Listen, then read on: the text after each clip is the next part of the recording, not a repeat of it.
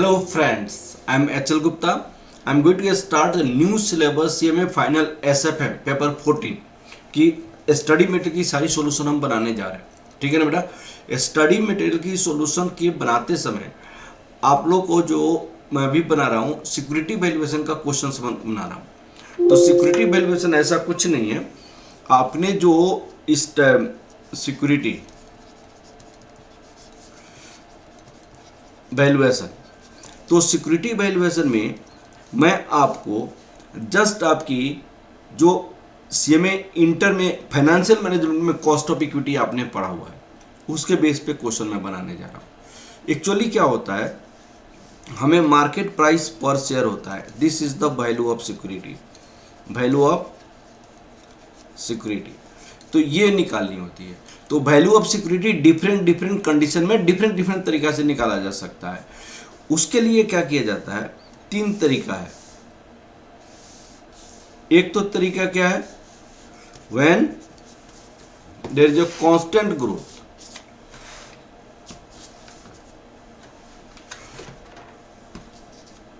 तीन तरीका है। सबसे पहले when there is no growth, कोई ग्रोथ नहीं है, तो मार्केट प्राइस पर शेयर का फॉर्मूला होता है dividend per share divided by K E, cost of equity. दूसरा केस क्या होता है, when there is a constant growth,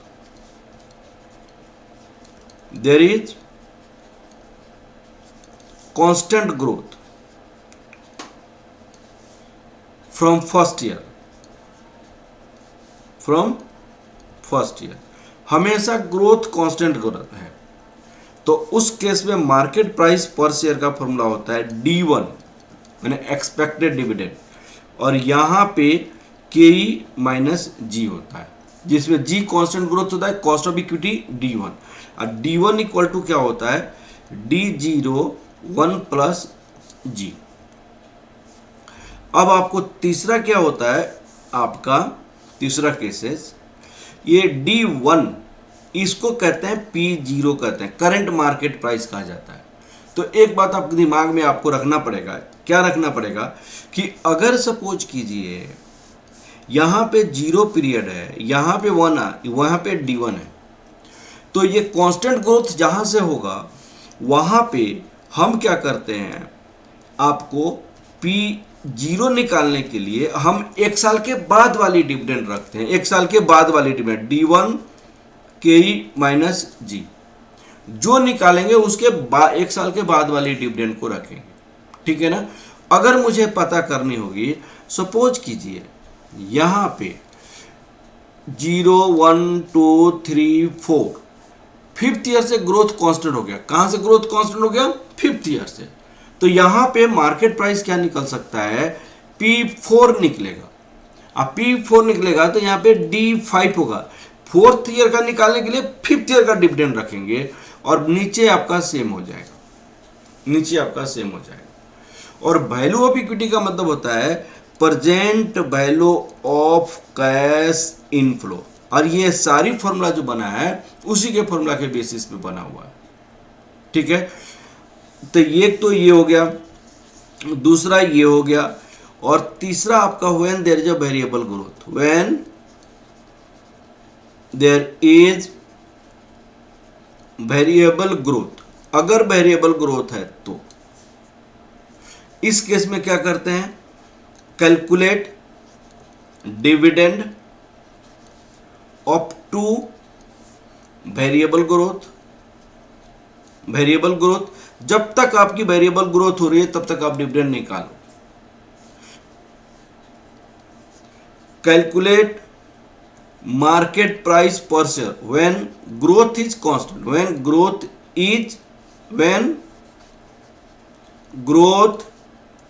is constant, और calculate present value, calculate present value. ये तीन टाइप की क्वेश्चन, तीन टाइप की बेसिस होता है जिसके बेसिस हम सिक्योरिटी की वैल्यूएशन करेंगे, और एक एक करके और भी आता जाएगा, मैं आपको समझाते जाऊं। ठीक है, अब देखिएगा यहाँ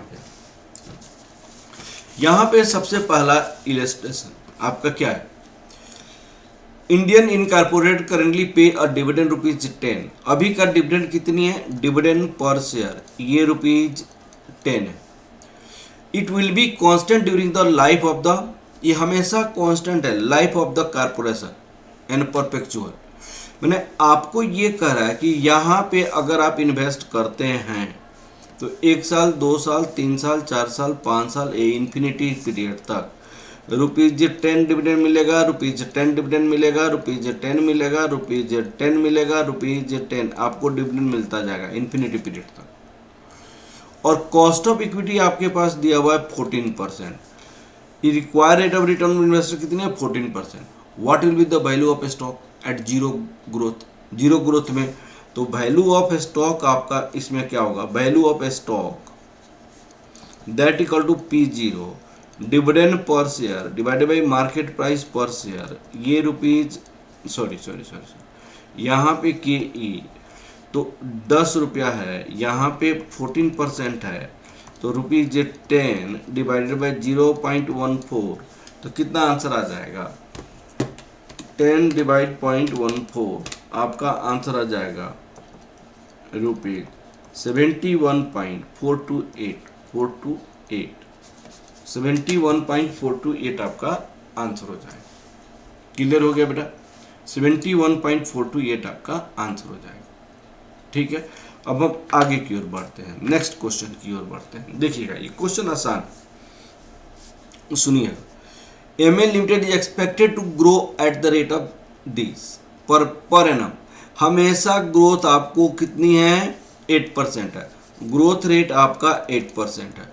विच इज करेंटली पे डिविडेंड, मैंने करेंटली पे, अभी हम डिविडेंड पे कर रहे हैं आपका ₹10 for investment at A risk level. Investor require return 15% है। कॉस्ट ऑफ इक्विटी आपके पास कितनी है, 15% है।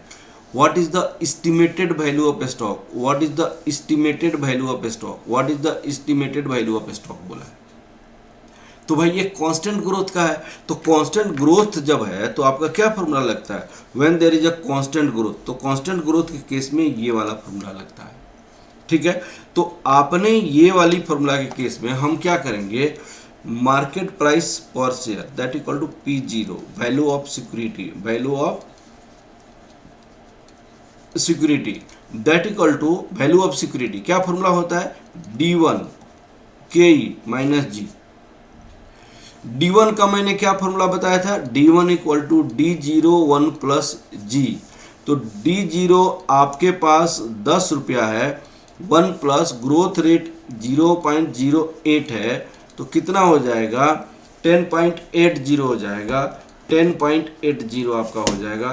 तो यहाँ पे ₹10.80, कॉस्ट ऑफ इक्विटी आपका 0.15, ग्रोथ रेट आपका 0.08, तो 10.07, ये आपका 154.29 आपका आंसर हो जाएगा, ₹154.29 आपका आंसर हो जाएगा। हाँ जी, क्लियर हो गया बेटा, ये सारी आप CMA इंटर में पढ़े हुए हैं। अब यहाँ पे क्वेश्चन देखिए, ये वाली क्वेश्चन में उन्होंने कहा estimated value of stock India corporation is this, ये वैल्यू आपके पास आया था eight the end of first year, end of first year ये वैल्यू आपके पास आया था, ये वैल्यू था आपके, कब आया था, सुनिएगा, आपको ये क्वेश्चन को समझिए बहुत अच्छे से। यहाँ पे आपका D0 है, यहाँ पे P0, आपका वो ₹154.29 था। यहाँ पे 1 ईयर, 1 साल के बाद यहाँ पे D1 कितना था, ₹10.80, ₹10.80 हमने निकाला था ना, D1 10.80। All the condition are, सारी कंडीशन पिछले क्वेश्चन का ही है, सारी condition. What will be the value of the stock at the end of the year 2, मैंने उन्होंने कहा, एक गलत लिखा है, end of the year first होना चाहिए यहाँ पे। उन्होंने कहा कि यहाँ पे वैल्यू ऑफ द स्टॉक क्या होगा यहाँ, तो मैंने आपको समझाया था कि सपोज कीजिए आपने अगर P4 निकाल रहे हैं तो D5 होगा, अगर P1 निकाल रहे हैं तो D2 होगा और KE माइनस G होगा। P0 निकालें तो D1 होगा। जिस जहां की मार्केट प्राइस निकालेंगे वहां से 1 साल के बाद का डिविडेंड होगा। ये वाली पॉइंट आपको समझना है। जहां से मार्केट प्राइस निकालेंगे उसके 1 साल के बाद वाली होगा। तो यहाँ पे आपका कितना हो जाएगा P1 आपके पास कितना हो जाएगा, ये फॉर्मूला हो जाएगा D2 KE माइनस G। और सारे पिछले क्वेश्चन इलस्ट्रेशन 2 में जो भी इंफॉर्मेशन दिया हुआ था, तो क्या इंफॉर्मेशन था आपका, G इक्वल टू 8% था growth rate, KE equal to 15% था, ये चीजें था। तो D2 कितना होगा, D2 तो D1 1 साल से ग्रोथ का, तो D1 कितना था यहाँ पे 10.80, यहाँ पे 10.80, 1 प्लस 0.08, तो बताइए कितना हो जाएगा ये 10.80 इंटू 1.08, ये हो जाएगा 11.664। अब आप बताइएगा आपकी मार्केट प्राइस क्या होगा P1 D2 KE minus G, तो D2 हमारे पास 11.66, यहाँ पे KE 1, यहाँ पे G 0.08, कितना हो जाएगा डिवाइड 0.07, 166.63 ये मार्केट प्राइस पर शेयर हो जाएगा P1। अब यहाँ पे क्या हो जाएगा 166.63 हो जाएगा। तो ये मार्केट प्राइस से ये मार्केट प्राइस कितना परसेंट इंक्रीज किया, चेंज इन वैल्यू। अब आपको change in value of investment क्या होगा, यहाँ पे change in value of investment, change in value of investment, आप प्लीज देखिएगा change in value of investment, भाई हमने अगर आज इन्वेस्ट करेंगे तो 154.29, आज इन्वेस्ट करेंगे तो 154.29 और 1 साल के बाद इन्वेस्ट करेंगे तो इतना। तो चेंज का फॉर्मूला क्या होता है, चेंज अपॉन ओरिजिनल इनटू 100। तो चेंज कितना हुआ 166.63 था, ओरिजिनल 154.29 था, तो 154.29 1 साल में यही तो चेंज होगा, माइनस 154.29 डिवाइड 154.29 कितना आ जाएगा आपका इंटू 100, ये आपका 7.997, ये 7.997 दैट इक्वल टू 8%, जो आपकी ग्रोथ रेट है, change in value of investment. हाँ जी, क्लियर हो गया बेटा, ये एकदम अच्छे से क्लियर हो गया। आगे की बढ़ा जाए, चलिए अब हम आगे की ओर बढ़ रहे हैं। ये वाला क्वेश्चन देखिए 250 पेज में है, उसी के आसपास सारे इलस्ट्रेशंस है 250 पेज का। उन्होंने कहा कि जो इलस्ट्रेशन पहले में है, मैंने आपका 2 इलस्ट्रेशन में है, 2 इलस्ट्रेशन में क्या था आपका G इक्वल टू 8% था, K इक्वल टू 15% ये था, और D0 इक्वल टू ₹10 था, यही तो था। उन्होंने कहा K 16% कर दिया जाए, K को रिप्लेस करके हम 16% कर दें, 16%। Find out the estimated value of the stock. तो वैल्यू ऑफ स्टॉक क्या हो जाएगा भाई, ये तो बहुत अच्छा है। वैल्यू ऑफ स्टॉक 16% करोगे तो आपका क्या हो जाएगा D1 KE माइनस G। तो D1 हमारे पास कितना निकला था, D0 1 प्लस G।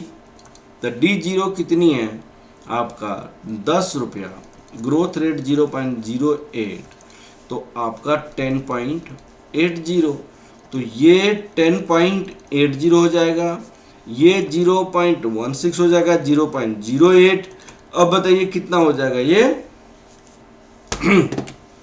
10.8 डिवाइड 0.08, तो ₹135 इसका आंसर हो जाएगा। क्लियर है? अगर market price 16% cost of equity हो जाएगा तो। ठीक है, फिर हम आगे की ओर बढ़ते हैं। 5 नंबर क्वेश्चन में क्या दिया हुआ है? अदर थिंग्स बिग और कॉन्स्टेंट इलस्ट्रेशन, सारे वही चीजें क्या? कॉस्ट ऑफ इक्विटी आपका 15%, ग्रोथ रेट आपकी 8% और D0 आपका ₹10, ग्रोथ रेट 9 इंस्टीड ऑफ 8 को रिप्लेस कर दिया गया कितने से? ग्रोथ ने 8 को इंस्टीड कर दिया गया 9% कर दिया गया। Find out the new valuation of stock, value of stock निकालनी। तो वैल्यू ऑफ स्टॉक में क्या होगा? आपका D1 ₹10, 1 प्लस ग्रोथ रेट 0.09 होगा, तो कितना हो जाएगा? ₹10.90। वैल्यू ऑफ स्टॉक में क्या होता है फॉर्मूला? आप बताइए। Value of stock D1 KE minus G, D1 आपका 10.90, ये कॉस्ट ऑफ इक्विटी 15, 0.09, कितना आंसर आ जाएगा? प्लीज देखिएगा।